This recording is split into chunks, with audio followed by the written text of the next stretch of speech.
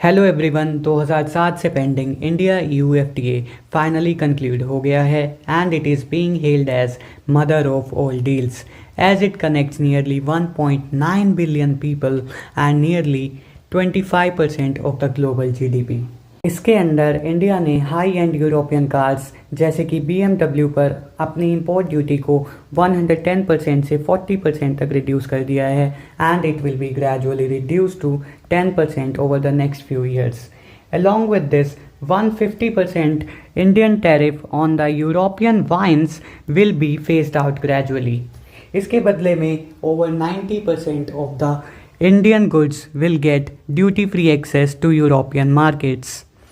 इसमें specially covered हैं labour intensive sectors जैसे कि textile industry and leather industry.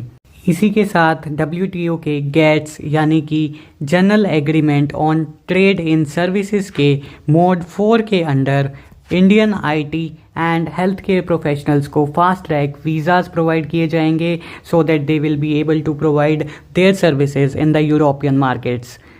But एक बात का ध्यान रखना, इंडिया ने हमेशा की तरह अपने फार्मर्स को प्रोटेक्ट करने के लिए सेंसिटिव सेक्टर्स जैसे कि एग्रीकल्चर और डेयरी सेक्टर को अभी भी एक्सक्लूडेड रखा है।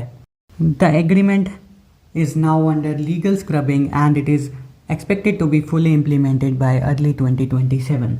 देखो, ये इंडिया का पहला ऐसा FTA है जिसमें लेबर और क्लाइमेट स्टैंडर्ड्स को लीगली एनफोर्स किया जाएगा। बट द चैलेंज रिमेन्स कि क्या इंडियन एक्सपोर्ट्स को भी कार्बन बॉर्डर एडजस्टमेंट मैकेनिज्म के अंडर चार्ज किए जाने वाले कार्बन टैक्स को फेस करना पड़ेगा। देखो, हो सकता है कि इंडिया को एक ग्रीन ट्रांजिशन ग्रेस पीरियड मिल जाए to keep our steel and aluminium exports competitive. So this agreement is a hedge against China and rising US tariffs.